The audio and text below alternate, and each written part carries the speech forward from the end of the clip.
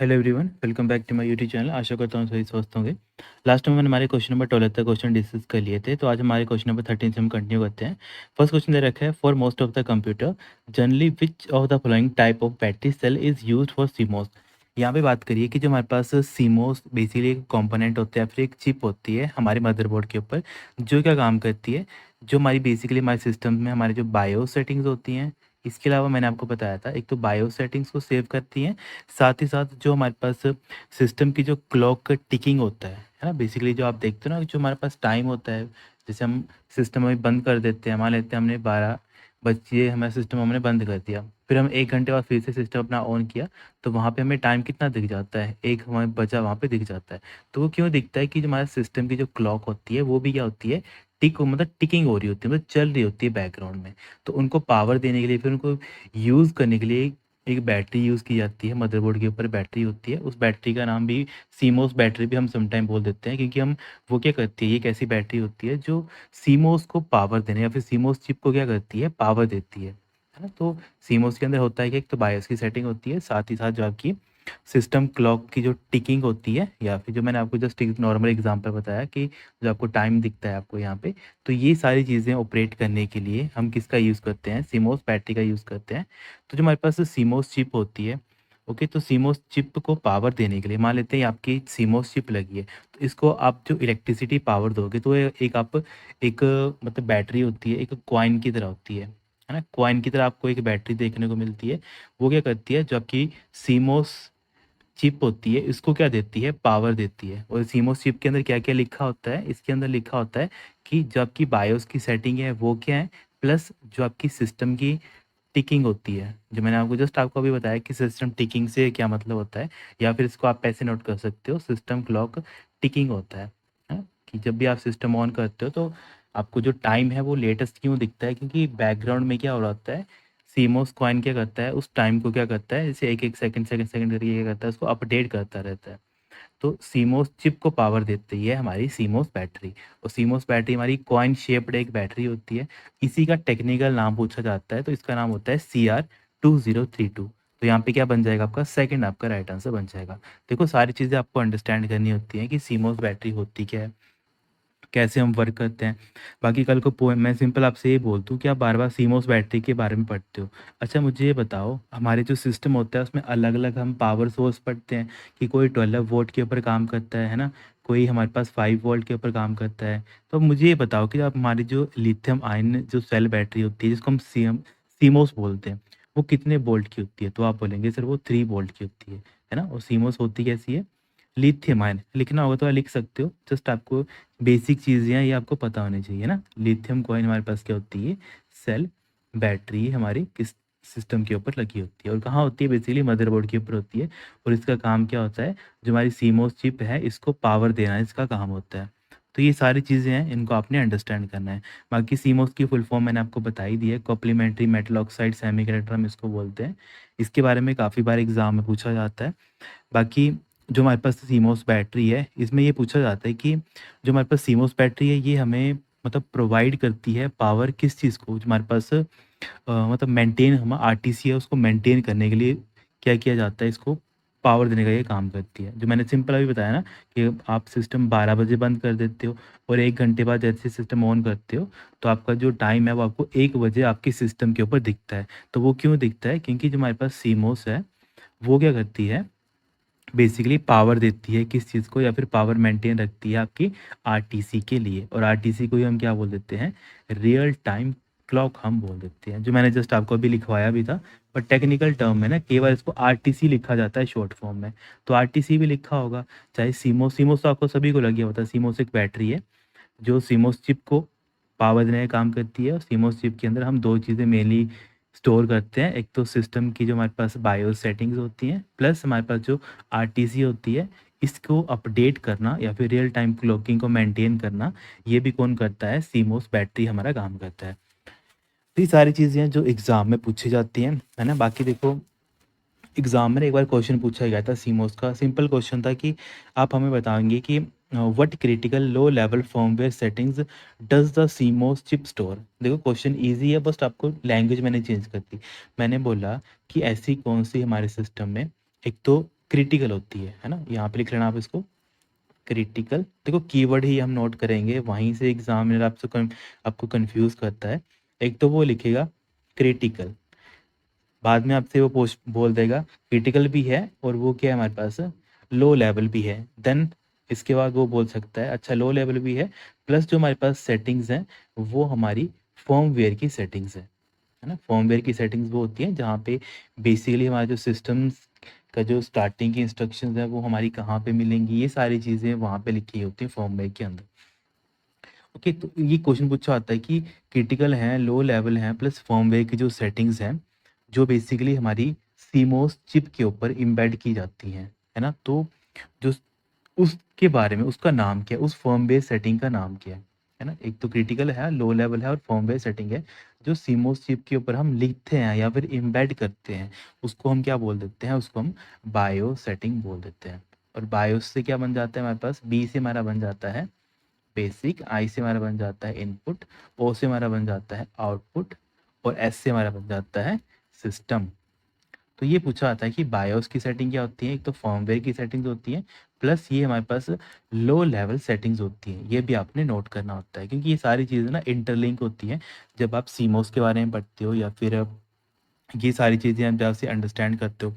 अच्छा, हम बात कर रहे हैं कि बायोस की सेटिंग इसके अंदर है या फिर ये हमारा आरटीसी को मेंटेन करता है। जो हमारे पास सीमोस चिप होती है वो आरटीसी को भी एक तरीके से स्टोर करती है। बेसिकली पावर तो उसे कोई और देता है पर मेमोरी तो है ही है ना ये भी। तो जो सीमोस चिप है ये किस टाइप की मेमोरी की कैटेगरी के अंदर आएगी, वॉलेटाइल आएगी कि नॉन वॉलेटाइल आएगी। ऑब्वियसली सर ये किस टाइप की मेमोरी आ जाएगी हमारे पास, ये सर हमारी वॉलेटाइल मेमोरी आ जाएगी। वॉलेटाइल क्यों मेमोरी आ जाएगी, क्योंकि देखो नॉर्मल सी बात है, अगर ये हमारी नॉन वॉलेटाइल होती, जब आपने बेसिक कंप्यूटर पढ़ा था तो हमने वहाँ पे देखा था एक हमारे पास क्या होता है नॉन वॉलेटाइल होता है, दूसरा हम पढ़ लेते हैं volatile memory. Non volatile memory कौन सी होती है, जहाँ पे हम सिर्फ क्या करते हैं, पावर की कोई भी रिक्वायरमेंट नहीं होती है ना। या फिर हम सिंपल बोल सकते हैं कि पावर की बार बार रिक्वायरमेंट नहीं पड़ती है। डाटा क्या रहता है यहाँ पे हमारा परमानेंट स्टोर रहता है। वॉलेटाइल मेमोरीज क्या कौन सी मेमोरीज होती है, जहाँ पे हमें पावर की रिक्वायरमेंट रहती ही रहती है। हमें जो उसके अंदर डाटा होता है उसको मेंटेन करने के लिए हमें बार बार पावर की रिक्वायरमेंट पड़ती है। साथ ही साथ उसमें हम क्या करते हैं, डाटा टेम्परेरी हम स्टोर करते हैं। तो अब आप खुद देखो, अगर हमें जो सीमोस चिप है, मैंने आपको क्या बोला, हमारे पास क्या है एक सीमोस चिप। सीमोस चिप के अंदर हमारे पास क्या क्या चीज़ें मैंने लिखी हैं, एक तो मैंने लिखी है मेरी बायोस की सेटिंग्स जिसको हम फर्मवेयर सेटिंग्स भी समटाइम बोल देते हैं। साथ ही साथ मुझे मेंटेन करना पड़ रहा है मेरा आरटीसी, है ना, रियल टाइम जो मेरे क्लॉक है मुझे इसको भी मेंटेन करना पड़ रहा है। तो ये दोनों चीज़ें मैं मेंटेन कर रहा हूँ विद द हेल्प ऑफ मेरी सीमोस चिप। और इसको मुझे क्या करना पड़ रहा है, इसको चिप को ऑन रखने के लिए, इसको पावर देने के लिए मुझे इसको बैकअप देना पड़ रहा है किसका, सीमोस बैटरी का, है ना। तभी हम इसको सीमोस बैटरी इसलिए बोल देते हैं क्योंकि ये क्या करता है, ये सीमोस चिप को पावर देने का काम करता है। तो देखो एक ऐसी मेमोरी, अब आप मुझे खुद बताओ, एक ऐसी मेमोरी, यहाँ पे सीमोस चिप क्या है, एक मेमोरी की तरह काम कर रही है। एक ऐसी मेमोरी जिसको बार बार पावर की रिक्वायरमेंट पड़ रही है, तो वो किस टाइप की मेमोरी हो जाएगी सर, वो वॉलेटाइल मेमोरी हो जाएगी। समझ आ गया, ऐसे करके आपने ये चीज़ें नोट करनी है। एग्जाम में ना एक बार पूछा गया था कि CMOS is a type of volatile, non volatile, कि दोनों है कि कोई भी नहीं है, ये चीज़ पूछी गई थी। तो आपने ये चीज़ें अंडरस्टैंड करनी है ना। तो ये बाकी इसके अलावा और क्या क्या चीज़ें हैं जो मतलब सीमोस से पूछी जा मतलब जा चुकी हैं और पूछी जा भी सकती हैं। तो एक बार पूछा गया था कि जैसे हम बात कर लेते हैं कि जो हमारे पास सीमोस बैटरी है वो बेसिकली हमारे लैपटॉप्स में भी होती है, तो आप बोलेंगे सर लैपटॉप में भी हम यूज़ करते हैं, है ना। बाकी अगर बात कर लेते हैं कि आप हमें बताएं कि जो हमारे पास सर, ये तो हमने बात कर लिया कि बायोस की हमने बात कर ली, तो जो हमारे लेटेस्ट जो कंप्यूटर्स आते हैं उसमें जो हम बायोस पढ़ते हैं उस बायोस का नाम क्या है, जो हम अभी, क्योंकि आप मैक्सिमम जो लेटेस्ट बच्चे हैं या फिर जो लेटेस्ट टेक्नोलॉजी आप देखते हो तो उसमें आप ना मॉडर्न फर्मवेयर ही पढ़ते हो मैक्सिमम। और मॉडर्न फर्मवेयर के अंदर कौन सी एक तरीके से इंटरफेस आ जाता है आपके पास, जिसको मतलब पहले आप उसको बायोस बोलते थे पर अभी लेटेस्ट की अगर बात कर लेंगे तो बायोस को रिप्लेस कर दिया गया है विद द यूईएफआई के साथ, है ना। जहाँ पे आप पहले मतलब उसके अंदर बायोस पढ़ते थे, अभी उसी चीज़ को आप क्या पढ़ते हो, यूईएफआई पढ़ते हो, और यूईएफआई की फुल फॉर्म पूछी जाती है। देखो दोनों चीज़ें क्या हैं, दोनों चीज़ें फर्मवेयर ही हैं, है ना, फर्मवेयर ही हैं बेसिकली। जो आपकी लो लेवल की सेटिंग्स हैं उनको मेंटेन करने का काम करती है। तो जो बायोस है वो पुराना है या फिर उसको आप लेगेसी बोल सकते हो। वही जो आपके पास यूईएफआई है जिसको हम यूनिफाइड एक्सटेंसिव फर्मवेयर इंटरफेस भी हम बोल देते हैं। नहीं पता होगा तो नोट कर सकते हो उसको, यूनिफाइड एक्सटेंसिव या फिर एक्सटेंसिबल, समटाइम एक्सटेंसिबल बोल देते हैं। फिर एफ से हमारा बन जाता है फर्मवेयर, आई से हमारा बन जाता है इंटरफेस। तो ये कौन करता है, ये हमारा यूईएफआई प्रोवाइड करता है। बेसिकली बायोस का अपडेटेड वर्जन हम बोल सकते हैं। पहले हम बायोस यूज़ करते थे, अब हम जो बेसिकली सीमोस चिप है उसके अंदर हम यूज़ करते हैं यूईएफआई का। तो ये सारी चीज़ें आपको पता होनी चाहिए क्योंकि ये सारी चीज़ें ना एग्ज़ाम में पूछी जाती हैं। बाकी इसके अलावा हम पढ़ते हैं, अलग-अलग चीज़ें पढ़ते हैं। जैसे मैंने आपको एक चीज़ बताई थी, जब भी अपना आप कंप्यूटर ऑन करते हो, है ना? ऑन होने के सबसे पहले क्या स्टेप चलता है हमारा सर, बूट का स्टेप चलता है। तो जब बूट चलता है, जब आप सिस्टम एक तरीके से मान लेते हैं आपका सिस्टम पूरा का पूरा बंद था। बंद करने के बाद जैसे अपना सिस्टम ऑन करते हो, तो उस टाइम पे एक बूटिंग चलती है, उसको हम क्या बोल देते हैं? कोल्ड बूटिंग हम बोल देते हैं। उसको हम क्या बोलते हैं? Cold booting. कोल्ड बूटिंग क्या होता है? जब आपका सिस्टम स्विच ऑफ था, आपका सिस्टम क्या था? स्विच ऑफ था, और आपने उसको क्या किया अभी? पावर उसको ऑन किया। तो जब उस टाइम पे एक बूटिंग चलती है उसको हम क्या बोलते हैं? कोल्ड बूटिंग हम बोल देते हैं। अब कोल्ड बूटिंग में एक स्टेप होता है, उस स्टेप को हम बोल देते हैं पोस्ट। एक हमारे पास स्टेप चलता है पोस्ट, या फिर कई बार पूछा जाता है कि जो हमारे पास पोस्ट होते हैं, हम बूटिंग कंप्यूटर को बूट करते हैं तो एक हमारे पास टेस्ट परफॉर्म किया जाता है। उस टेस्ट का नाम क्या होता है? उसको बोलते हैं पोस्ट टेस्ट। पोस्ट को हम क्या बोल देते हैं? कि जब भी हम पावर ऑन करते हैं, देखो उसके नाम से ही है, पीओ मतलब पावर ऑन। फिर उसके बाद क्या करना है? सेल्फ, मतलब अपने आप को देखो कि आपके सिस्टम अपने आप को एक बार देख ले कि उसमें कोई दिक्कत तो नहीं है ना? तो उस चीज़ को क्या बोला जाता है? Power on self test. तो जब भी आप कंप्यूटर ऑन करते हो तो सिस्टम एक बार क्या करता है? अपने आप को पूरा चेक करता है कि मेरा जो कीबोर्ड है उसमें कोई दिक्कत तो नहीं है, मेरा कोई माउस है उसमें कोई दिक्कत तो नहीं है। ये सारी चीज़ें देखने के बाद वो क्या करता है? अपना सिस्टम को स्टार्ट करता है। तो सबसे पहले जो टेस्ट किया जाता है सिस्टम के द्वारा उसको बोलते हैं हम पोस्ट टेस्ट, और ये एग्ज़ाम में पूछा जाता है पोस्ट टेस्ट के बारे में। तो ये सारी चीज़ें भी आपने एक तरीके से मेंट या फिर नोट करनी है या फिर मेंटेन करनी है। देखो मैं पोस्ट के बारे में इसीलिए आपको बता रहा हूँ। ये पूछा जाता है कि पोस्ट जो सीक्वेंस है ये बेसिकली कौन इनिशिएट करता है? क्योंकि इसको कोई ना कोई तो चलाएगा ना, इनिशिएट तो करेगा ना। ऐसे तो नहीं है कि अपनी मर्ज़ी से ये सारी चीज़ें हो जाएँगी। तो जो पोस्ट टेस्ट है इसको इनिशिएट कौन करता है? देखो घूम फिर के हम कहाँ पे आ जा रहे हैं? हम आ जा रहे हैं सिर्फ़ बायोस के ऊपर। बायोस या फिर जिसको आप लेटेस्ट यूईएफआई पढ़ते हो। तो ये चीज़ आपने अंडरस्टैंड करनी है, ये सारी चीज़ें इंटरलिंक होती हैं। बायोस और यूईएफआई को पावर कौन देता है? सीमोस देता है। और इसके अंदर क्या होता है बायोस या फिर यूईएफआई के अंदर? इसमें सर हमारे पास कुछ इंस्ट्रक्शंस होती हैं, उसी में से एक इंस्ट्रक्शन हमारी क्या बन जाती है? पोस्ट की इंस्ट्रक्शन।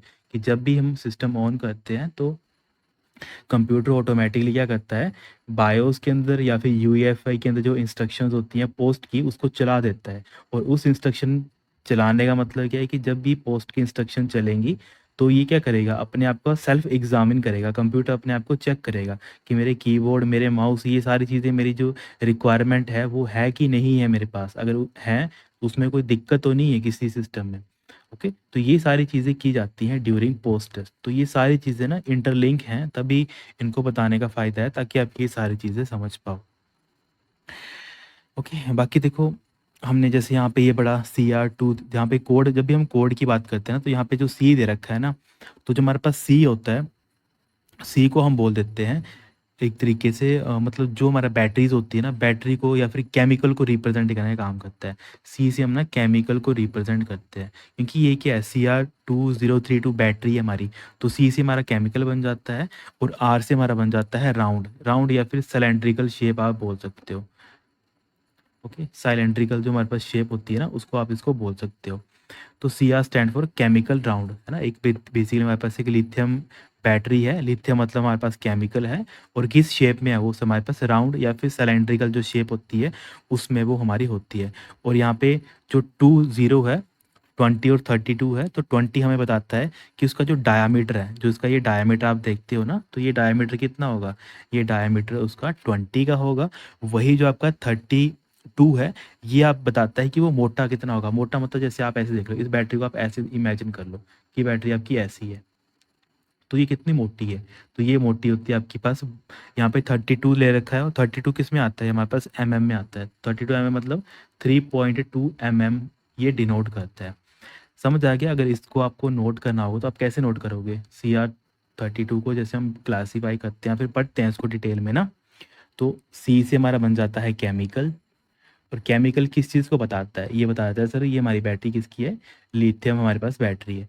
वही हमारे पास जो आर है, ये हमें बताता है कि इसकी जो शेप है वो राउंड शेप में है, राउंड या फिर सिलेंडर की जो हमारे पास शेप होता है ना, सिलेंड्रिकल जो हमारे पास शेप होता है उसमें है हमारे पास।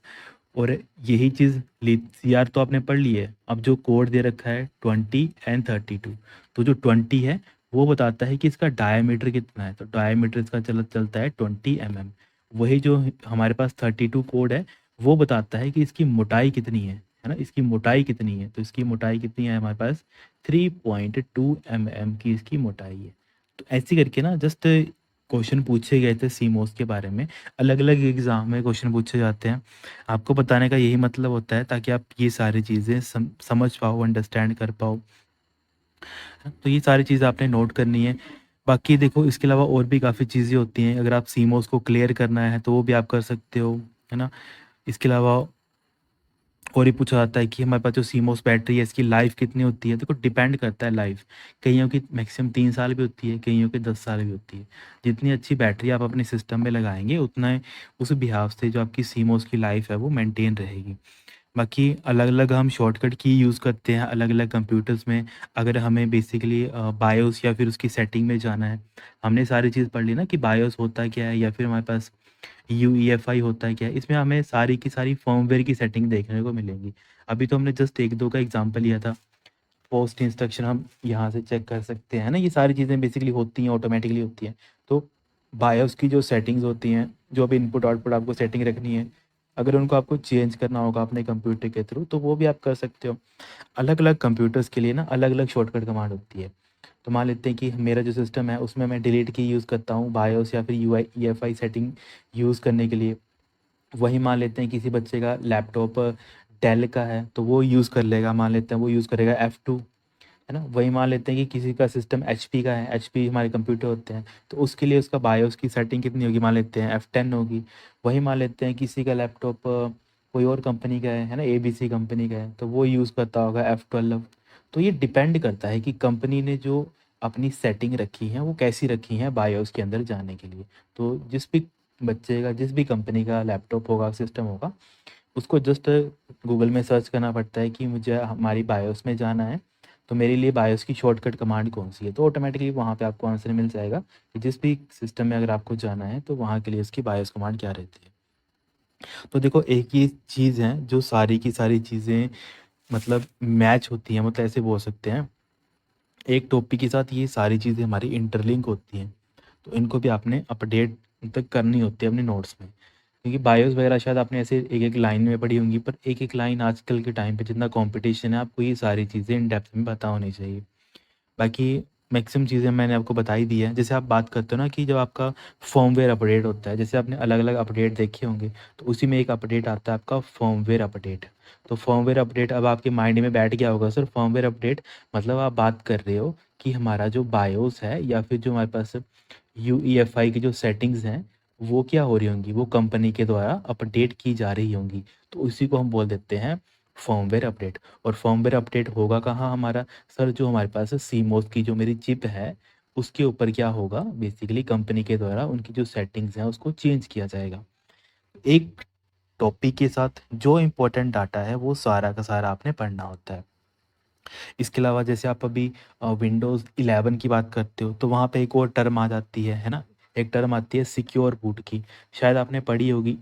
एक टर्म आती है सिक्योर बूट की, या फिर जिसके पास लैपटॉप या फिर कंप्यूटर होगा उसको पता होगा कि एक टर्म काफ़ी बार आती है बेसिकली उसको बोला जाता है सिक्योर बूट। तो सिक्योर बूट क्या होता है? सिक्योर बूट भी बेसिकली या फिर सिक्योर बूट की भी सेटिंग होती है।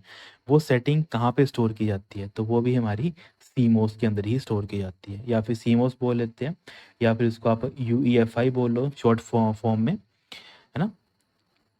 या फिर उसको आप बेसिकली ये सिक्योर बूट की सेटिंग आपको लेटेस्ट टेक्नोलॉजी में ही देखने को मिलेगी। और लेटेस्ट हमारे पास क्या है? हमारे पास यूईएफआई है। सीमोस के अंदर हमारे पास कौन सी सेटिंग्स है? यूईएफआई की सेटिंग है। यहाँ पे मैंने बायोस तभी नहीं बताया क्योंकि सिक्योर बूट जो होता है हमारे पास वो हमारा यूईएफआई जो नई सेटिंग है उसी में आपको देखने को मिलेगा। बायोस हमारी पुरानी है, वहाँ पे आपको देखने को ये नहीं मिलेगा। तो ये सारी चीज़ें हैं, प्रैक्टिकल भी हैं, थ्योरी भी है, ये सारी इनको भी आपने क्या करना है? नोट करना है। तो एक क्वेश्चन चलो थोड़ा लेंथी हो जाता है, पर जितने भी पॉइंट हैं जो कहीं ना कहीं आपसे एग्जाम में पूछे जा सकते हैं तो वो सारे कवर हो जाते हैं। नेक्स्ट क्वेश्चन है with reference to a computer system SMP stand for. देखो एसएमपी हम किसको बोलते हैं? एसएमपी देखो एज पर ऑप्शन देख लें तो इसको हम बोलते हैं सिमेट्रिक मल्टी प्रोसेसिंग। तो यहाँ पे क्या बन जाएगा आपका? फर्स्ट यहाँ पे राइट आंसर बन जाएगा। बेसिकली हमारे पास जो एसएमपी है ये एक हमारे पास ना आर्किटेक्चर है। एक बेस जैसे हम अलग अलग आर्किटेक्चर पढ़ते हैं ना, जैसे आप घर देखते हो, आपका मकान है, तो एक का घर अलग तरीके से दिख रहा होगा, दूसरे का घर अलग तरीके से दिख रहा होगा, क्योंकि उन्होंने अपना घर का जो आर्किटेक्चर है वो अलग अलग बनाया हुआ है। तो जो हमारे पास अलग अलग कंप्यूटर्स होते हैं तो उनमें अलग अलग आर्किटेक्चर क्या होते हैं? फॉलो होते हैं। तो वहीं एक आर्किटेक्चर आता है हमारे पास एसएमपी आर्किटेक्चर। तो ये क्या होता है?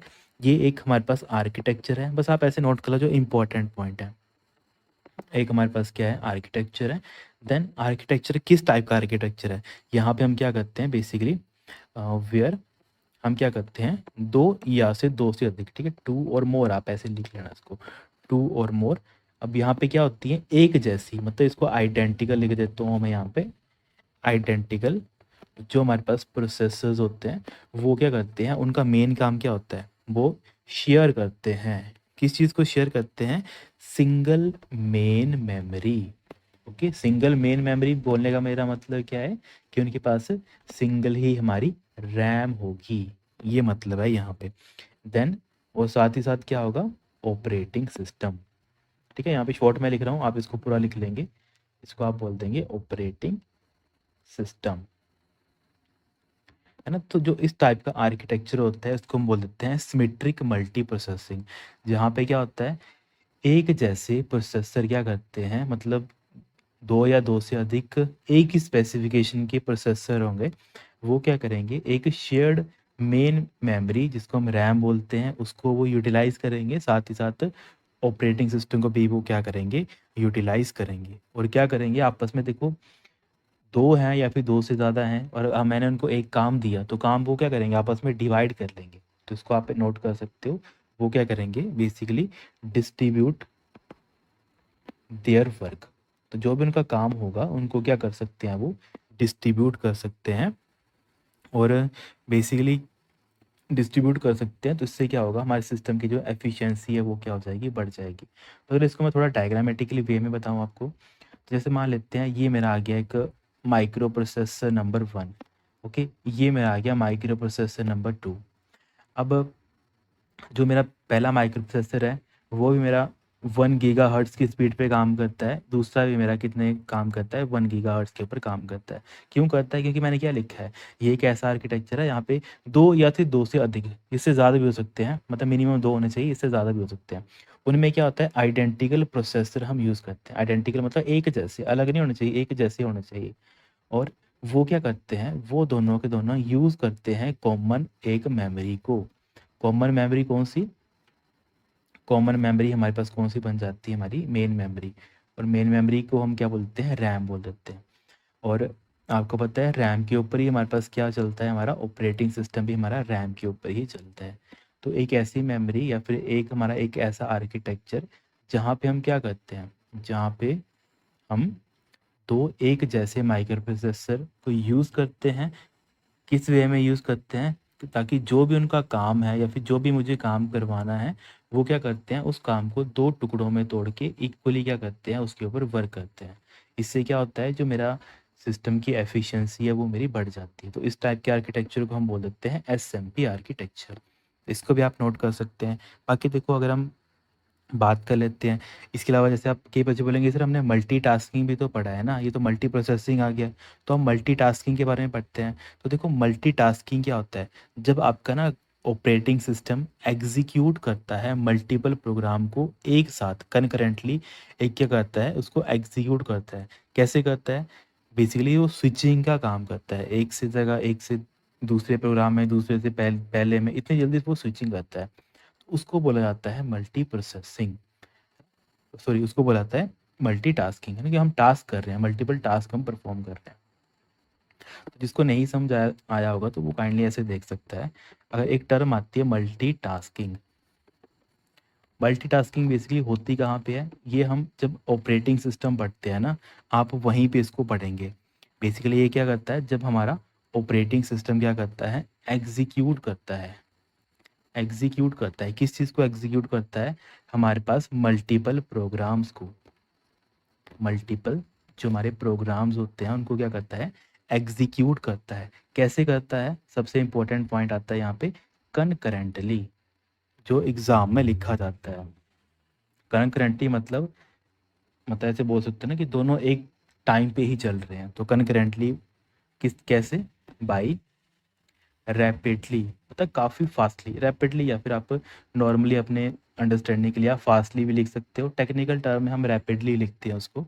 रैपिडली किस चीज़ के through, switching the CPU between them. Okay, इस चीज़ को हम क्या बोल देते हैं, इसको मल्टीटास्किंग बोल देते हैं। अब कई बच्चे बोलेंगे सर हमें अभी भी समझ नहीं आया। देखो होता क्या है, ये मान लेते हैं ये आ गया आपका सीपीयू, है ना। अब क्या होता है, ये आ गया हमारे पास सीपीयू। अब मान लेते हैं एक तरफ आपका जो प्रोग्राम नंबर 1 चल रहा है, ये आपका प्रोग्राम नंबर 1 चल रहा है, और एक तरफ आपका क्या चल रहा है, प्रोग्राम नंबर 2। इसको समझने के लिए आप ऐसे समझ सकते हो कि प्रोग्राम नंबर 1 में आपने लगाए हैं अरिजीत सिंह के गाने, ठीक है, आपने लगाया है कंप्यूटर के ऊपर अरिजीत सिंह के गाने। प्रोग्राम 2 मान लेते हैं आपने किया है MS वर्ड को ओपन, माइक्रोसॉफ्ट वर्ड को आपने किया ऊपर, और आप उसमें क्या कर रहे हो, अपनी टाइपिंग कर रहे हो। समझ आ गया, प्रोग्राम नंबर 1 प्रोग्राम नंबर 2 क्या है, एक प्रोग्राम में आपके म्यूजिक चल रहे हैं, उसी टाइम पे दूसरे प्रोग्राम में आप क्या चला रहे हो, अपना बेसिकली वर्ड का काम कर रहे हो, है ना। और ये सारी की सारी चीज़ें आप कहाँ पे कर रहे होंगे, सर हमारी पास एक मेमोरी आती है, कौन सी मेमोरी, रैम। तो रैम के ऊपर दोनों प्रोग्राम लोड हो गए होंगे, और वो क्या कर रहे होंगे, दोनों के दोनों प्रोग्राम चल रहे होंगे। अब देखो होता क्या है, हम बात करें मल्टीटास्किंग, अब आप खुद देख रहे हो कि दो प्रोग्राम हैं एक ही टाइम पे चल रहे हैं, आपको लगता है कि वो एक ही टाइम पे चल रहे हैं, पर होता क्या है, जैसे मान लेते हैं कि हमारे पास प्रोग्राम 1 है, इसमें कितनी इंस्ट्रक्शन है, इसमें 50 इंस्ट्रक्शन है, सपोज कर लेते हैं। इसमें कितनी इंस्ट्रक्शन है, छोटी छोटी 50 इंस्ट्रक्शन है, 1 2 3 4 5 अप टू कहाँ तक है, 50 तक इसकी इंस्ट्रक्शन है। वहीं आपका जो प्रोग्राम नंबर 2 है, अभी आप उसके ऊपर काम कर रहे हो, और अभी आपने सिर्फ सिर्फ जैसे जैसे आप टाइप कर रहे हो ना, वैसे वैसे यहाँ पे डाटा क्या हो रहा है, अपडेट हो रहा है, ये बोलने का मतलब है। अब यहाँ पे होता क्या है मल्टीटास्किंग में, मान लेते हैं आपने म्यूज़िक स्टार्ट किया, तो सबसे पहले म्यूज़िक गया सीपीयू के पास, है ना। फिर आपने क्या किया, साथ ही साथ म्यूज़िक को चले रहने दिया, साथ ही साथ आपने क्या किया, MS वर्ड को ओपन किया और यहाँ पे टाइपिंग करना स्टार्ट कर दिया। अब आपको लगता है कि आप दोनों चीज़ें एक टाइम पे ही कर रहे हो, और इस टाइम पे होता है क्या है, जब आपने दो प्रोग्राम चलाए होते हैं, तो इतनी फास्टली स्विचिंग होता है, मतलब प्रोग्राम नंबर 1 को बंद किया जाता है, फिर प्रोग्राम नंबर 2 को लोड किया जाता है, फिर प्रोग्राम नंबर 1 को फिर से सीपीयू के पास भेजा जाता है, फिर प्रोग्राम नंबर 2 को बंद किया जाता है, मतलब वो क्या है, स्विचिंग हो रही है बीच में। तो मैं सिंपल अगर इसके ऐसे डायग्राम करके बनाऊँ इसको, एक प्रोग्राम नंबर 1 यहाँ पे है, प्रोग्राम नंबर 2 यहाँ पे है। तो पहले प्रोग्राम नंबर 1 चला, फिर इसका थोड़ा-सा टाइम दिया इसको, फिर प्रोग्राम नंबर 2 चला। प्रोग्राम नंबर 2 के बाद फिर हमारा प्रोग्राम नंबर 1 पे सीपीयू शिफ्ट हो गया, फिर थोड़ी देर चला, फिर प्रोग्राम नंबर 2 पे वो क्या हुआ, शिफ्ट हो गया। तो ऐसे करके क्या हो रहा है, इतना फास्टली सीपीयू क्या कर रहा है, स्विचिंग कर रहा है दोनों के बीच में। तभी यहाँ पे मैंने एक टर्म लिखी है कि मल्टीपल पर जो हमारे प्रोग्राम्स होते हैं, वो क्या होते हैं, एक साथ तो चल रहे होते हैं, कनकरेंटली चल रहे होते हैं, पर कैसे चल रहे होते हैं, rapidly switching the CPU between them. वो क्या रहा है कि पहले प्रोग्राम नंबर 1 को हम सीपीयू दे रहे हैं, फिर प्रोग्राम नंबर 2 को हम सीपीयू दे रहे हैं, फिर प्रोग्राम नंबर 2 को थोड़ी देर रोक रहे हैं, फिर प्रोग्राम नंबर 1 को सीपीयू दे रहे हैं, फिर उसके बाद प्रोग्राम नंबर 2 को हम सीपीयू दे रहे हैं। तो मतलब क्या हो रहा है, इसमें हम स्विचिंग कर रहे हैं। स्विचिंग इन द सेंस, पहले P1 से P2 में जंप, फिर P2 से P1 में जंप, फिर P2 से फिर P1 में जंप और P1 से फिर P2 में जंप। हो क्या रहा है, हम स्विचिंग कर रहे हैं प्रोग्राम्स की, पर वो इतनी फास्टली होता है ना, क्योंकि हम जब कंप्यूटर पढ़ते हैं ना, तो हम क्या पढ़ते हैं, मिलियंस ऑफ इंस्ट्रक्शंस, कि 1 सेकंड के अंदर मिलियन इंस्ट्रक्शन चल पड़ती हैं एक टाइम पे। तो ह्यूमन ब्रेन को तो कहाँ ही लगेगा पता कि ये मतलब इतना फास्टली मूवमेंट हो रही है ना? तो एक-एक मिलियन इंस्ट्रक्शन, और आपको मैं मिलियन काउंट करने के लिए ही बोल दूँ ना, तो आपको तो 10 साल लग जाएँगे, या फिर मैं मान लेते हैं 1-2 दिन लग जाएँगे 1 मिलियन काउंट करने के लिए, 1, 2, 3, 4, 5 ऐसे करके। पर जो हमारा कंप्यूटर है वो 1 मिलियन इंस्ट्रक्शंस 1 सेकंड के अंदर एग्ज़ीक्यूट कर देता है। तो इतनी फास्टली आपको नहीं लगता है पता कि ये सारी चीज़ें हो होती हैं, पर बैकग्राउंड में ना ये चीज़ें होती हैं। अगर आपको समझना होता तो बैकग्राउंड में ये सारी चीज़ें चलती हैं, और उसको हम बोलते हैं मल्टीटास्किंग। तो ये भी चीज़ें हैं जो एग्ज़ाम में पूछी जाती हैं, आपको अंडरस्टैंड होनी चाहिए कि मतलब क्या होता है मल्टीटास्किंग का, मल्टी प्रोग्रामिंग का मतलब क्या होता है। तो बच्चे समझते ही नहीं हैं, वो जस्ट बुक से पढ़ते हैं और उनको अंडरस्टैंड नहीं होता है। वहीं इसके अलावा हमारे पास मल्टी प्रोसेसिंग भी चलती है ना? जहाँ पे बोला जाता है कि एक ऐसा हमारा कंप्यूटर है, या फिर जैसे आपने ये देखा ना सिमेट्रिक मल्टी प्रोसेसर, हमारे पास एक आर्किटेक्चर है। एक आर्किटेक्चर आप पढ़ते हो, आपके पास एएसएमपी, है ना? एक तो सिमेट्रिक आ जाता है, दूसरा हमारे पास बन जाता है असिमेट्रिक। असिमेट्रिक, बाकी एसएमपी तो सेम ही रहता है। ओके, एसएमपी क्या बन जाएगा हमारे पास, एसिमेट्रिक, और सॉरी एमपी हमारे पास बन जाएगा मल्टी प्रोसेसिंग। ठीक है, एएस से हमारे पास बन जाएगा असिमेट्रिक, एमपी से हमारे पास क्या बन जाएगा, मल्टी प्रोसेसिंग। तो सर इसका एग्जांपल क्या हुआ, एसिमेट्रिक और सिमेट्रिक तो हमें लग गया पता कि वहाँ पे दोनों जो एक तरीके से प्रोसेसर होंगे वो एक जैसे ही होंगे, पर एसिमेट्रिक में क्या हुआ, एसिमेट्रिक में ऐसे समझ लो कि जो हमारे पास प्रोसेसर नंबर 1 होगा, वो होगा हमारा हेड। ठीक है, ये हमारे पास क्या बन गया, हेड बन गया, और हेड को कंप्यूटर की टर्म में बोला जाता है मास्टर। ये क्या बोलता है कि अब ये क्या करेगा, ये हेड बन गया, और इस हेड के अंदर मान लेते हैं क्या है मेरे पास, क्योंकि 2 या 2 से अधिक क्या करते हैं हम प्रोसेसर का यूज़ कर सकते हैं। तो प्रोसेसर नंबर 1 मेरा हेड बन गया, यहाँ पे 2 आ गया, यहाँ पे 3 आ गया, यहाँ पे 4 आ गया। तो जो सर नीचे बने ये क्या बने, ये तो मास्टर बन गया, तो बाकी सारे ये क्या बने, ये इसके गुलाम बन गए। तो ये स्लेव नंबर 1, ये स्लेव नंबर 2, और ये स्लेव नंबर मेरा 3। अब क्या होगा, मैं काम दूँगा मास्टर के पास, और मास्टर क्या करेगा, इस काम को भेज देगा, मतलब किसी के पास भी भेज देगा, मतलब ये वो देखेगा कि फ्री कौन है अभी, जो फ्री होगा वो काम उठा के इसके पास दे देगा। ठीक है, तो जो ये सारी चीज़ें होती हैं, या फिर जो ऐसा सिस्टम है, या फिर जो ऐसा कंप्यूटर है जो इस तरह डिज़ाइन किया जाता है कि वो क्या करता है, मास्टर स्लेव आर्किटेक्चर को फॉलो करता है, उसको हम बोल देते हैं असिमेट्रिक मल्टी प्रोसेसिंग।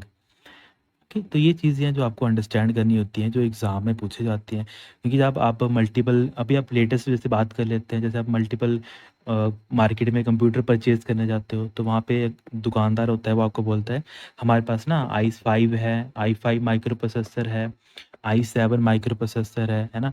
इसके अलावा जैसे हमारे पास एएमडी के चलते हैं, एएमडी राइज़न जो गेमिंग वगैरह के लिए काफ़ी पॉपुलर हमारे पास बन जाते हैं। तो जो ये सारे माइक्रो प्रोसेसर है ना, तो ये भी हमारे पास एसएमपी के ऊपर काम करते हैं, है ना? एसएमपी मतलब कौन-सा? सिमेट्रिक मल्टी प्रोसेसिंग के ऊपर ये काम करते हैं। तो कल को एग्ज़ामिनर ने आपसे जस्ट पूछना होगा, उसने बोल दिया कि आप मुझे बताओ i5 या फिर i7 जो माइक्रो प्रोसेसर हैं, ये किसके एग्ज़ाम्पल हैं? एसएम मतलब उस वो लिखेगा सीधा ही, एसएमपी के एग्ज़ाम्पल हैं, एएसएमपी के एग्ज़ाम्पल हैं, या फिर कुछ और 2 चीज़ें और लिख देगा। तब आपको पता होना चाहिए SMP stand for symmetric multi processing, और i5, i7 और जो हमारे पास एएमडी की जो राइज़न सीरीज़ है, वो हमारी एसएमपी के ऊपर काम करती है। ऐसे करके आपने ये ना चीज़ें अंडरस्टैंड करनी है, रटने कोई चीज़ें नहीं है। मल्टी कोर भी हम कंसेप्ट पढ़ते हैं, मल्टी कोर मतलब हम एक चिप के अंदर, एक हमारे पास चिप होती है, इसको अलग-अलग टुकड़ों में तोड़ देते हैं। अब देखो मैंने इसको 4 टुकड़ों में तोड़ दिया, तो ये मेरे पास क्या बन गया? ये मेरे पास, ठीक है, हम होता है ना क्वाड बोलते हैं ना, क्वाड, ठीक है? क्वाड मतलब 4, ठीक है? तो ये मेरे पास क्या बन जाएगा? बेसिकली क्वाड कोर बन जाएगा। समझ गए? क्वाड कोर मतलब एक ही चिप है, पर उसको मैंने 4 टुकड़ों में तोड़ दिया है।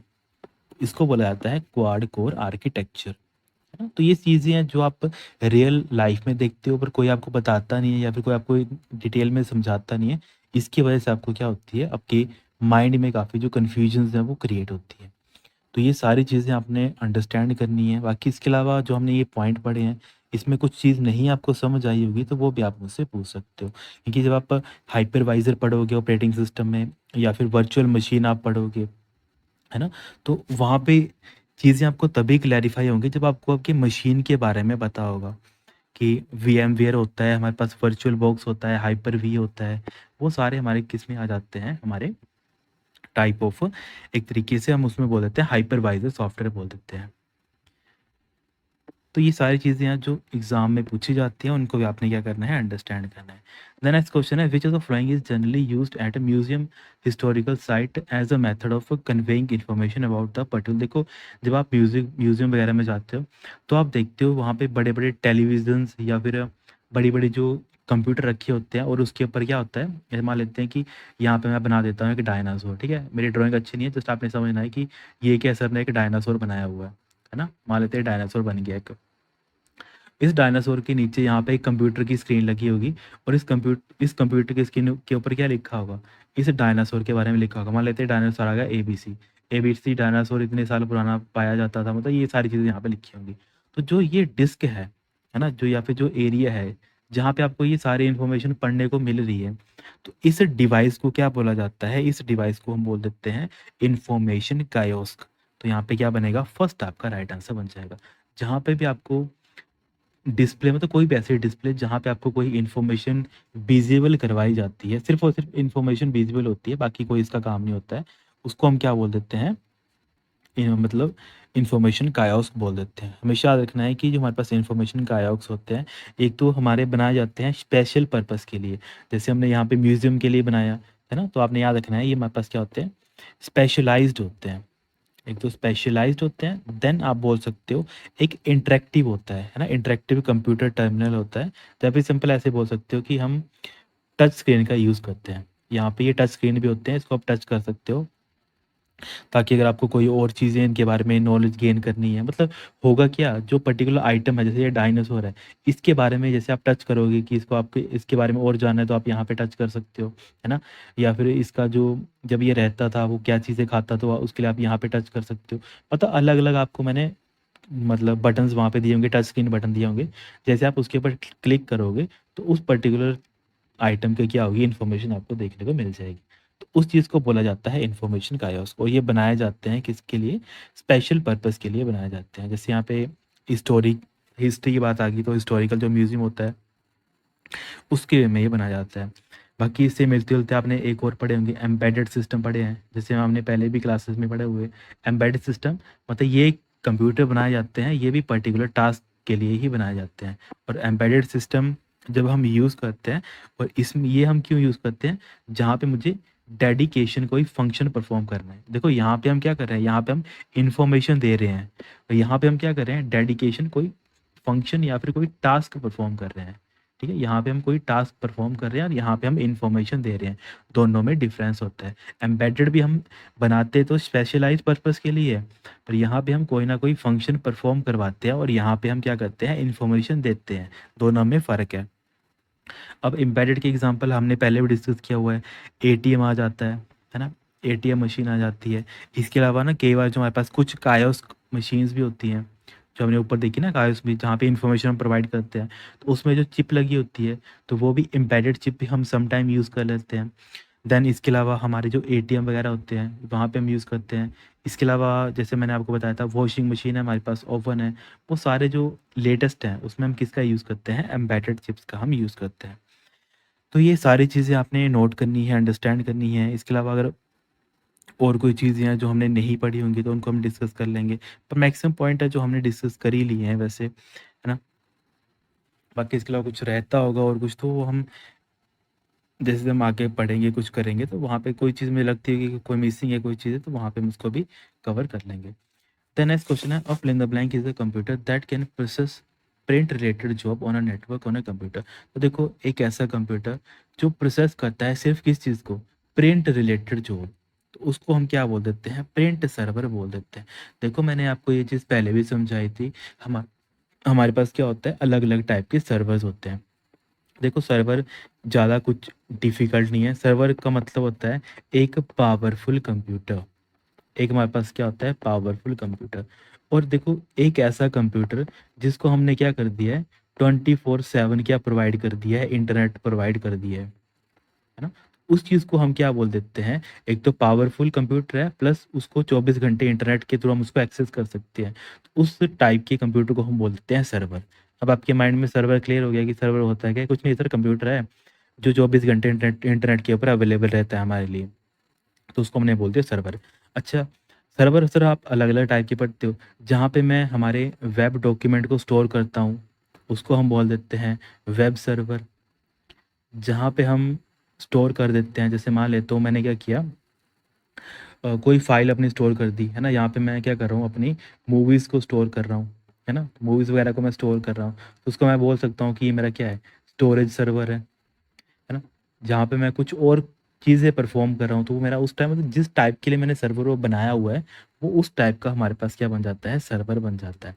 तो वही एक सर्वर आता है, जहाँ पे हम सिर्फ़ और सिर्फ़ प्रिंट का काम ही करवाते हैं, तो उसको बोल दिया जाता है प्रिंट सर्वर। ओके, इसका मतलब है कि जो ये सर्वर होगा या फिर ये कंप्यूटर होगा, ये बाकी कंप्यूटर के साथ क्या होगा, अटैच होगा। तो हर कंप्यूटर क्या करेगा, इसको रिक्वेस्ट करेगा प्रिंट सर्वर को, और प्रिंट सर्वर क्या करेगा, एक एक करके उनके जो प्रिंट्स हो गए, कमांड होगी, उनको आउटपुट में जनरेट करके दे देगा। तो ये सारी चीज़ें हैं जो एग्जाम में पूछी जाती है, तो इनको भी क्या करना है, आपने नोट करके लिख लेना है। ओके, तो इसके अलावा अगर बाकी मैक्सिमम चीज़ें मैक्सिमम ने कवर की हुई हैं, कुछ और इंपॉर्टेंट डाटा मुझे लगता होगा तो हम डिस्कस कर लेंगे, पर मैक्सिमम चीज़ें जो हैं वो हमने पड़ी हुई हैं इसके बारे में। तो हम नेक्स्ट क्वेश्चन पे चलते हैं। क्वेश्चन नंबर हमारे पास यहाँ पे 17 दे रखा है, choose an example of A malware. तो यहाँ पे मालवेयर का एग्जांपल क्या है, मालवेयर होता है क्या है, मैलिशियस सॉफ्टवेयर को हम मालवेयर बोल देते हैं।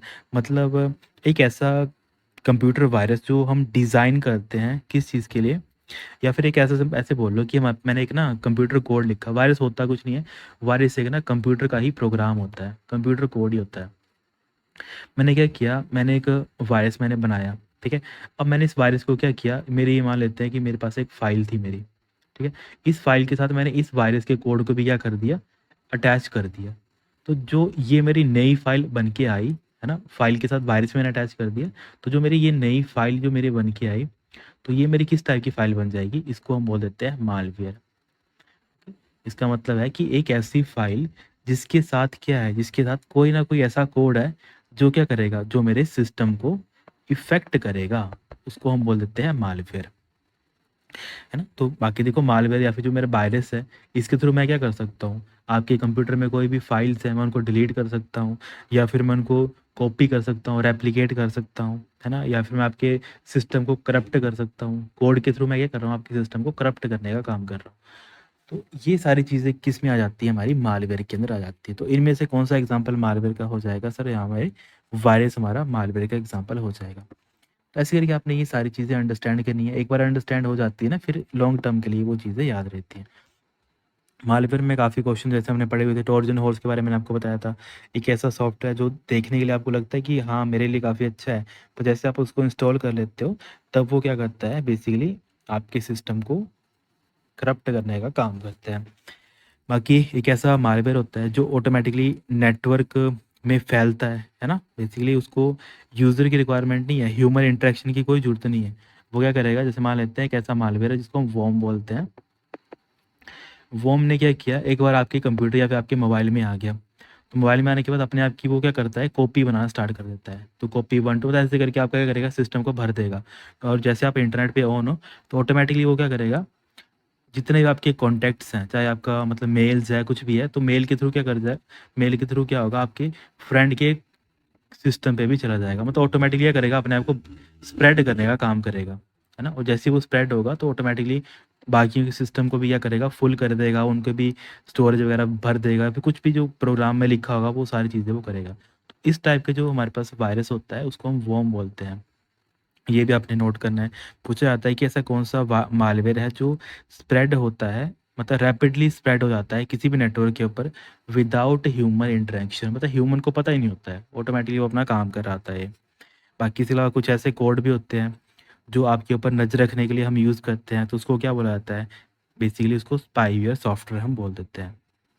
और एक कुछ ऐसे सॉफ्टवेयर होते हैं, जैसे मैंने आपके सिस्टम पे कोई कोड इंस्टॉल कर दिया, फिर कोई ऐसा सॉफ्टवेयर इंस्टॉल कर दिया, उसके बाद आपका सिस्टम ऑन ही नहीं हो रहा है। जैसे ऑन कर रहे हो, तो वहाँ पे मैं बोल रहा हूँ कि मुझे आप पेमेंट करो, है ना? मुझे आप 1 लाख की पेमेंट करो, तभी मैं आपका कंप्यूटर ऑन करूँगा, अदरवाइज़ नहीं करूँगा।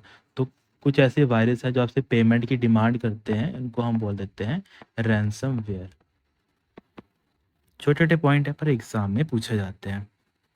बाकी तो वैसे और भी काफ़ी ज़्यादा है, जैसे कि हमारे पास आई लव यू बग था, एक काफ़ी फेमस बग था जो 2000 में, जब आप ईयर 2000 की बात करते हो ना, तो वहाँ पे एक बग था आई लव यू करके, आई लव यू करके एक बग था, ठीक है, यू पूरा लिखना है ये, आई लव यू करके एक हमारे पास मतलब आई लव यू एग्जाम्पल किसका है, हमारे पास वॉम का एग्जाम्पल है। 2000 की बात थी, उस टाइम पे काफ़ी पॉपुलर था, न्यूज़ में था काफ़ी ज़्यादा उस टाइम पे। तो I love you is a type of form के नाम पूछे जाते हैं, तो इनको भी क्या करना है, अपने नोट कर लेना है। देन हमारे पास नेक्स्ट क्वेश्चन आता है, क्वेश्चन नंबर 18।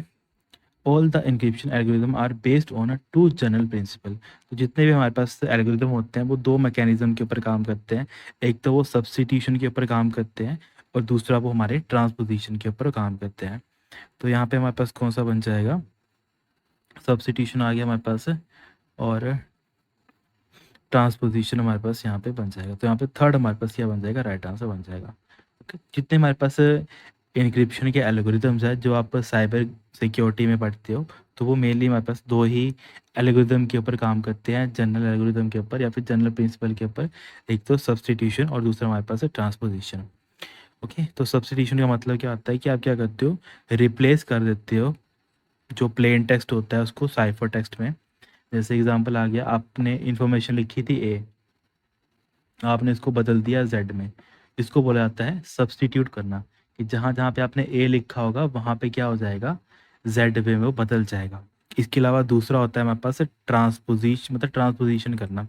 इसका मतलब होता है आप क्या करते हो, स्क्रैम्बल कर देते हो ऑर्डर ऑफ कैरेक्टर्स, है ना। आप क्या करते हो, ऑर्डर ऑफ कैरेक्टर को क्या कर देते हो, स्क्रैम्बल कर देते हो। ऐसे मान लेते हैं आपने लिखा था ए बी सी, आपने लिखा था ए बी सी, पर आपने इसको क्या कर दिया, आपने बोला ए मेरा लास्ट में चला जाएगा, सी मेरा बीच में आ जाएगा और बी मेरा फर्स्ट में आ जाएगा। इससे आपने क्या किया, रीअरेंज कर दिया, और रीअरेंज को बोला जाता है ट्रांसपोजिशन करना। ओके, तो ये दो चीज़ हैं जो आप साइबर सिक्योरिटी पढ़ते हो तो वहाँ पे आपको पढ़ाई जाती हैं। तो जिसको नोट करना होगा वो ऐसे नोट कर सकता है कि जो हम सब्स्टिट्यूट की बात करते हैं, इसका मतलब होता है हम क्या कर रहे होते हैं, हम बेसिकली रिप्लेस कर रहे होते हैं, replace part of plain text, plain text to किस में, या फिर plain text with cipher text, plain text with हमारा किससे, साइफर टेक्स्ट के साथ। एग्जाम्पल ले लेते हैं, जैसे मैं अगर एग्जाम्पल ले लूँ, मैंने लिखा यहाँ पे hi my name is X Y Z, है ना, ऐसे करके मैंने एग्जाम्पल ले लिया। अब मैंने क्या किया, मुझे इस इंफॉर्मेशन को क्या करना था, मुझे इस इंफॉर्मेशन को एक तरीके से चेंज करना था।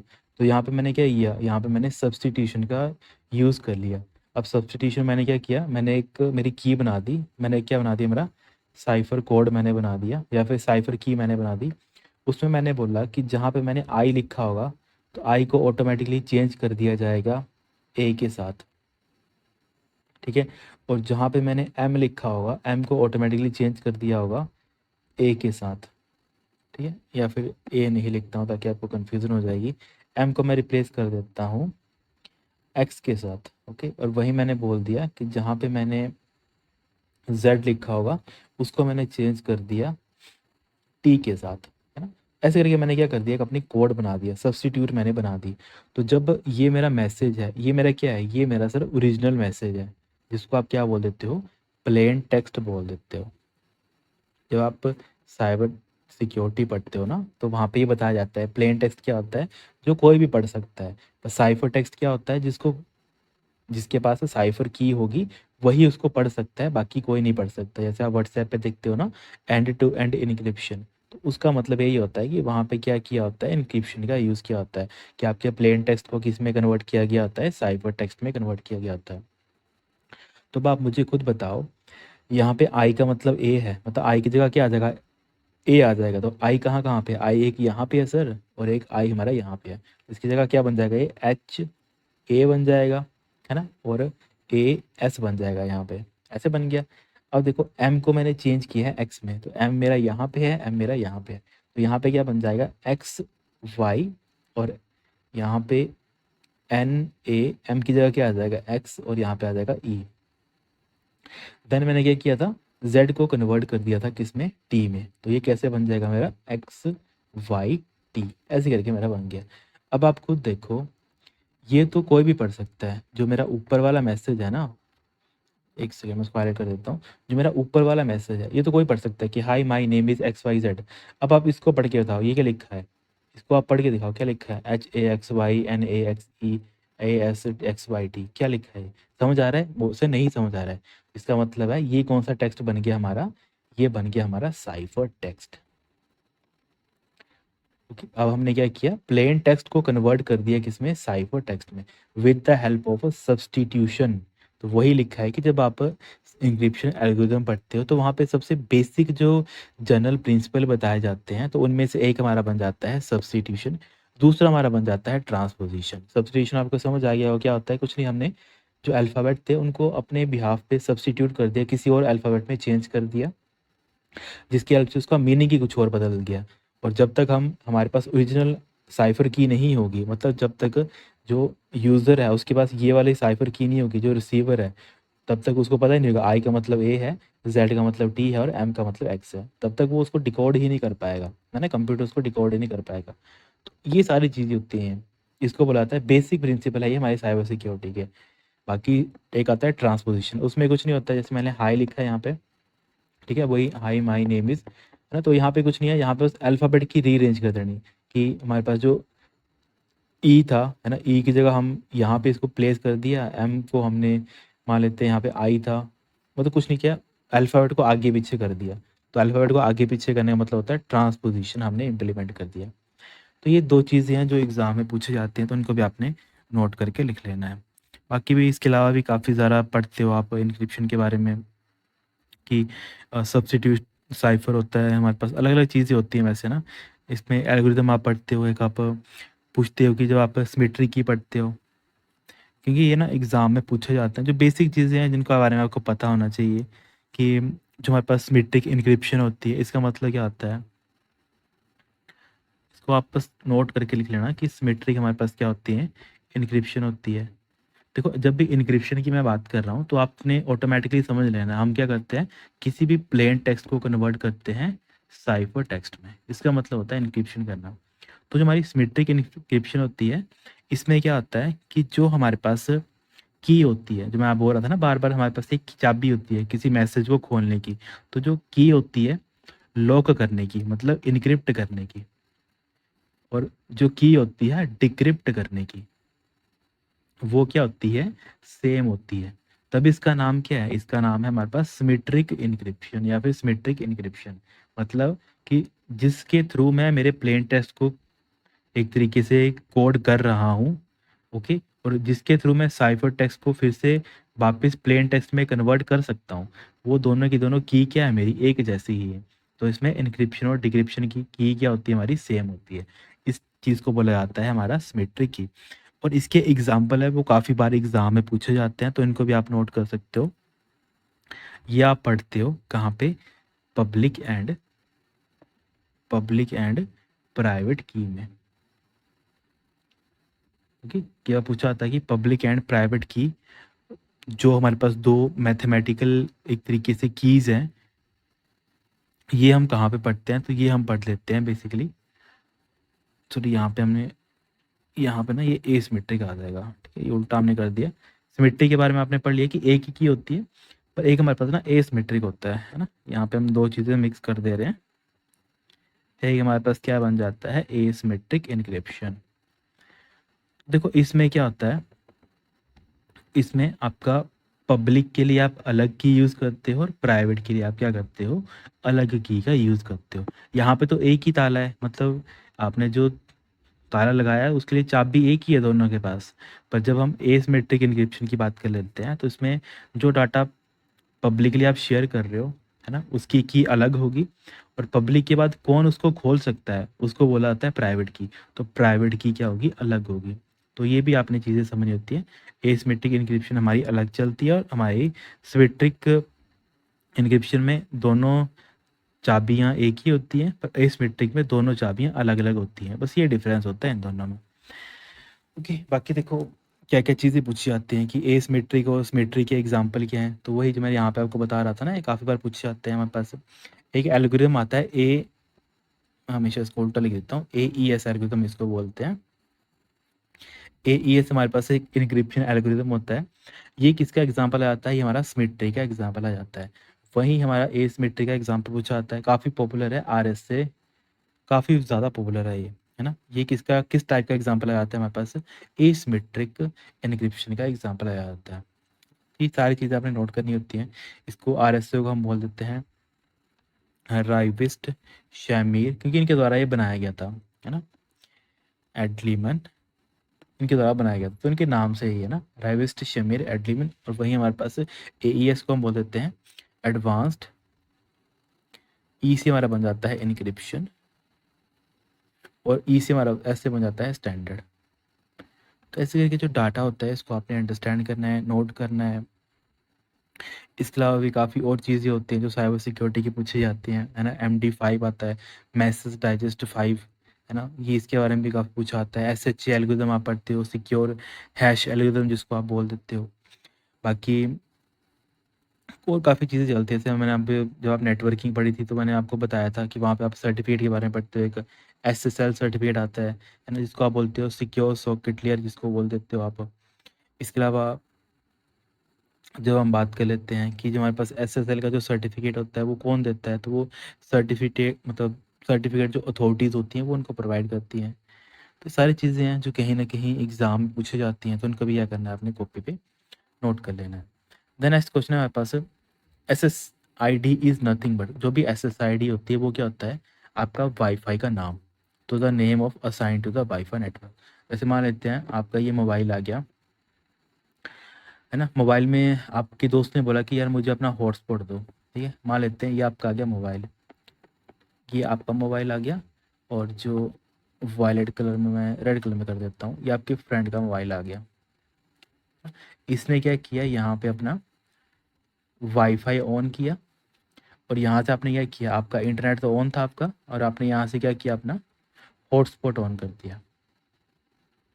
नॉर्मल चीज़ है, आप डेली यूज़ करते हो। अब होता क्या है, जब आपने अपना हॉटस्पॉट ऑन किया, आपके फ्रेंड को क्या हुआ, आपके फ्रेंड को दिखा, वो आपसे पूछता है रहा आपके वाईफाई का नाम क्या है, तो आप बोलते हो कि मेरे वाईफाई का नाम है, ठीक है? मान लेते हैं आपने लिखा होगा ABC, है ना, XYZ ऐसे करके नाम लिखा होगा आपने। आपने बोला कि मेरा वाईफाई का नाम क्या है, मेरे वाईफाई का नाम तेरे को दिख रहा होगा ABCXYZ। तो यहाँ पे आप देखो ABCXYZ क्या है, ये वाईफाई का नाम है। किसके वाईफाई का नाम है? जिसका हॉटस्पॉट ऑन है, या फिर ऐसे बोल सकता हूँ कि जो आपको डाटा दे रहा है, सेंडर है जो आपके लिए, है ना? जो आपको डाटा प्रोवाइड कर रहा है कि आप मेरे नेटवर्क के ऊपर कनेक्ट करके आप मेरा इंटरनेट यूज़ कर सकते हो, मेरे थ्रू आप इंटरनेट क्या कर सकते हो, यूज़ कर सकते हो।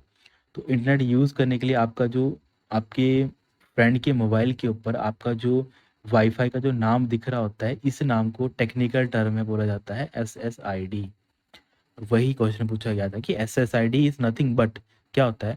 The name address to WiFi network, की जो वाईफाई नेटवर्क आपको, या फिर जो आपका वाईफाई का नाम होता है ना, उसको बोला जाता है SSID। इसकी फुल फॉर्म एक बार एग्जाम पूछी गई थी, SSID की थी, तो इसको आप नोट कर सकते हो। इसको बोल देते हैं, देखो SSID मतलब क्या है? सर्विस। और S से हमारे पास क्या बन जाता है? सेट। ID से क्या बनता है हमारे पास? ID से बनता है आइडेंटिफायर। तो सर्विस सेट आइडेंटिफायर, कि जो आपको सर्विस प्रोवाइड कर रहा है, जो आपको सेट करके दे रहा है सर्विस, उसका नाम क्या है, उसका आइडेंटिफायर क्या है? तो ये बेसिकली टेक्निकल नाम दिया जाता है किसी भी वाईफाई नेटवर्क को। तो ये सारी चीज़ें आपको अंडरस्टैंड करनी होती हैं। बाकी देखो, ये तो जहाँ पे मैं नॉर्मली, यहाँ पे तो मैंने मोबाइल का एग्जांपल बताया ताकि आप इसको रिलेट कर पाओ। वहीं आप इसको कंप्यूटर में भी पढ़ते हो। वहीं मान लेते हैं किसी ने अपना राउटर लगाया हुआ है अपने घर के अंदर, तो उसको आपके उसके लिए वाईफाई का नाम कुछ और होगा, है ना? जिसने BSNL का लगाया है उसको वहाँ पे BSNL का दिख रहा होगा। जिसने जियो का लगाया होगा तो उसको वहाँ पे जियो नाम दिख रहा होगा, है ना? जियो का वाईफाई दिख रहा होगा। ऐसे करके वो सारी चीज़ें आपने अंडरस्टैंड करनी होती है कि SSID होता क्या है। जो एक्चुअल में नाम होता है वाईफाई का, उसको हम SSID बोलते हैं। ओके, तो ठीक है, अभी के लिए आज के लिए हम इतना रखते हैं, नहीं तो काफ़ी लंबी क्लास हो जाएगी ना, तो काफ़ी इंपॉर्टेंट इन्फॉर्मेशन है, इसको आप काइंडली नोट कर लें। इसके अलावा कुछ आपको डाउट या आपके मन में कोई क्वेरी रहती है ना, वो आप मुझसे पूछ सकते हैं। बाकी काफ़ी बच्चे हैं जैसे कुछ कमेंट करते हैं, जैसे उनके लिए एक बच्चे का शायद डाउट था कि आरफानेट के बारे में शायद डाउट था ना, तो उसमें देखो एक आरफानेट है ना, तो आरफानेट का शायद उसको ये डाउट था कि इस तरीके इंटरनेट है, फर्स्ट इंटरनेट है। देखो आरफानेट अगर आप थोड़ा ध्यान से सोचोगे ना, तो ये हमारे पास पहला नेटवर्क था, ठीक है। ये हमारे पास क्या था, वर्ल्ड का फर्स्ट नेटवर्क। ओके, नेटवर्क, और आप इसको इंटरनेट इसलिए नहीं है, मतलब थोड़ा टेक्निकल टर्म आप खुद सोचो, इसको हम इंटरनेट इसलिए नहीं बोल देते हैं क्योंकि मैं वो समझता हूँ कि एग्जाम में ना केवल ये लिखा होता है कि first internet in the world, वो हमारा आरफानेट है। तो देखो अगर आप खुद सोचो, अगर हम हिस्ट्री में इसको पढ़ते हैं आरफानेट को, तो ये बोला जाता है कि जो आरफानेट जो बनाया गया था, नेटवर्क ये बनाया गया था, ये कुछ बिल्डिंग में ही बनाया गया था, मतलब एक यूनिवर्सिटी थी, वहाँ पे अलग अलग जो बिल्डिंग्स थी उनको आपस में कनेक्ट किया गया था। तो उस टाइम पे जो ये नेटवर्क बना था, तो एक सीमित दायरे के अंदर था तो नेटवर्क काम करने का मतलब नेटवर्क तो था ही, पर ये सीमित था। तो हम इसको नेटवर्क तब बोलते हैं। और इंटरनेट क्या है, क्योंकि नेटवर्क और इंटरनेट में क्या फ़र्क है, इंटरनेट का मतलब होता है कि सारी पूरा का पूरा जो हमारा पृथ्वी है, तो पृथ्वी की सारी कंट्रीज़ क्या हैं, आपस में कम्युनिकेट कर पा रही हैं विद द हेल्प ऑफ जो भी आपका डिवाइस है, उसके थ्रू क्या कर रही है, किसी भी इंफॉर्मेशन को, चाहे वो दुनिया में कहीं पे भी अवेलेबल है, वो उसको एक्सेस कर पा रही है ना, तो उसको बोला जाता है इंटरनेट। तो इंटरनेट क्या मतलब होता है कि जहाँ पे हम वाइड एरिया की बात करते हैं, मतलब पूरे पूरे पृथ्वी की हम बात करते हैं, कि मैं मान लेता हूँ मैं बैठा हूँ इंडिया में, मुझे चाहिए इन्फॉर्मेशन कहाँ की, मान लेते हैं मुझे चाहिए यूएसए की इन्फॉर्मेशन, है ना, यूएसए के सर्वर में कोई डाटा पड़ा हुआ है और वो इंटरनेट के ऊपर अवेलेबल है, या फिर किसी सर्वर के ऊपर पड़ा हुआ है उनके, मेरे पास इंटरनेट है, तो मैं क्या करता हूँ, मैं बेसिकली उनके सर्वर के ऊपर जाता हूँ, वो डाटा है उसको मैं देखता हूँ और उसको मैं रीड कर लेता हूँ अपने डिवाइस के ऊपर। तब हम उसको बोलते हैं इंटरनेट, कि आपका जो पहुँच है वो पूरे ग्लोब के ऊपर है, मतलब सारे के सारे, या फिर इंटरनेट आप ऐसे बोल सकते हो कि मिलियन बिलियंस ऑफ जो डिवाइसेस हैं वो आपके लिए क्या है, एक तरीके से एक्टिव है। तो आरफानेट टेक्निकल टर्म में देखा जाए तो इसको मैं नेटवर्क की कैटेगरी में रखना प्रेफर करता हूँ। लेकिन इन्होंने एक नेटवर्क बनाया था, छोटा नेटवर्क इन्होंने बनाया था। जो इंटरनेट था, जो एक्चुअल में बाद में आया था, विंडसर्फ जिसको हम बोल देते हैं ना, फादर ऑफ हम समटाइम इंटरनेट भी हम उनको बोल देते हैं। तो विंडसर्फ के द्वारा बेसिकली, एक विंडसर्फ थे और दूसरे हमारे पास शायद बॉब खान करके नाम था उनका। तो इनके द्वारा क्या किया गया था, इसके ऊपर वर्क किया गया था काफ़ी। उसके बाद जो हमारा एक्चुअल में जो नेटवर्क था वो बना था, जिसको हम बोलते हैं ना कि टीसीपी आईपी जो प्रोटोकॉल था, तो विदाउट टीसीपी आईपी प्रोटोकॉल आपका इंटरनेट था ही नहीं एक्चुअल में। और टीसीपी आईपी में जो आरफानेट वगैरह थे, है ना, उनको बनाने के लिए हम सम टाइम पढ़ते हैं, रीड करते हैं कि टीसीपी आईपी नेटवर्क का भी क्या किया गया था, वहाँ पे यूज़ किया गया था। तो ऐसे करके आपने चीज़ें अंडरस्टैंड करनी होती हैं। बाकी इसके अलावा शायद कुछ और डाउट था। हाँ, एक बच्चे का डाउट था कि सर हमें टेस्ट सीरीज़ के रिगार्डिंग है ना, तो देखो अभी तक शायद मुझे लगता है 16th टेस्ट सीरीज़ थी जो आपकी अपलोड कर दी गई थी संडे को। तो ऐसा नहीं है कि आपने ये सोचना कि सर आपको 5 मिलेंगे, 10 टेस्ट मिलेंगे। मैंने आपको पहले ही बोला था कि जब तक आपका एग्ज़ाम नहीं हो जाता, है ना, जब तक आपका एग्ज़ाम नहीं होता, हर वीकली आपको टेस्ट ऐड ऑन होते ही रहेंगे। ऐसा नहीं समझना है कि बस एक बार ले लिया, जैसे मैक्सिमम जो करते हैं, वो सिर्फ़ आपको 10 सेट ही देंगे, इसके अलावा बाद में वो आपको कोई सेट नहीं देंगे, है ना? तो वैसे काफ़ी बच्चे करते हैं कि सर मतलब आप भी 10 सेट ही देंगे, तो नहीं, ऐसा कुछ नहीं है कि 10 सेट ही देंगे। जब तक आपका एग्ज़ाम नहीं होता है, हर वीकली मैंने बोला था पहले ही, है ना, अपनी टीम को भी मैंने बोल के रखा हुआ है, ऐसे नहीं करना है कि नीट सेट डालना है, आपने हर वीकली सेट अपलोड करना है ना? बाकी जिनको ऐड ऑन करना है या फिर जो जॉइन करना चाहते हैं कुछ बच्चे, है ना, उनको बोला भी, वैसे मेल आईडी वहाँ पे लिखी भी है ना, ठाकुर अजय कंवर करके है वहाँ पे, ठाकुर अजय कंवर @gmail.com। वहाँ पे जो हमारा स्टाफ, मतलब एक टीम मेंबर ही होगा वहाँ पे, समीर आपको क्या कर देगा, गाइड कर देगा इसके रिगार्डिंग कि क्या करना है, कैसे आपको पेमेंट करनी है ना। शायद अभी 300 रुपीज़ है शायद पेमेंट रखी हुई है ना, कुछ लिमिटेड सीट्स के लिए रखी थी 300, है ना, शायद वो भी पता नहीं कब ऑक्यूपाई हो जाएंगी। जिसको भी इनरोल करना होगा वो इनरोल कर सकते हैं। 300 वहाँ पे वो बता देगा ना कि कैसे उनको पेमेंट करनी है, मेल वगैरह पे वो कर देता है रिस्पॉन्स ना। शायद एक या केवल होता है कि 1 या 2 दिन डिले कर देता है वो, पर कर देता है रिप्लाई, ऐसा कुछ नहीं है। बाकी इसके अलावा और कोई आपके मन में कोई डाउट रहता हो तो पूछ सकते हो आप, है ना, इसको बाकी तो मैक्सिमम चीज़ें जो यहाँ पे करवाई हैं इनको काइंडली आप नोट कर लेना, क्योंकि सारी इंपॉर्टेंट चीज़ें हैं और ये आपको कहीं नॉर्मल बुक में नहीं देखने को नहीं मिलेंगी। अलग-अलग आप बुक्स पढ़ेंगे, फिर आप उनको समझेंगे, अंडरस्टैंड करेंगे, कंपाइल करेंगे, तो वो काफ़ी इतना टाइम नहीं होता है किसी के पास। तो जो आपको रिसोर्स मिल रहा है तो आप काइंडली उसको थोड़ा यूटिलाइज़ करें, क्योंकि इतना अरे पढ़ना, वो करना, है ना? वैसे ही बाकी सारी चीज़ें भी आपके लिए पढ़ने के लिए पेंडिंग है। सारी चीज़ें साथ में लेकर चलना है। बाकी इसके अलावा और कोई हेल्प चाहिए होगी कंप्यूटर के रिगार्डिंग, है ना? वो आप काइंडली कमेंट कर सकते हो। कोई डाउट या आपके मन में कोई क्वेरी है तो उसको भी आप कमेंट कर सकते हो। ठीक है? ठीक है students, thank you so much. Have a great day.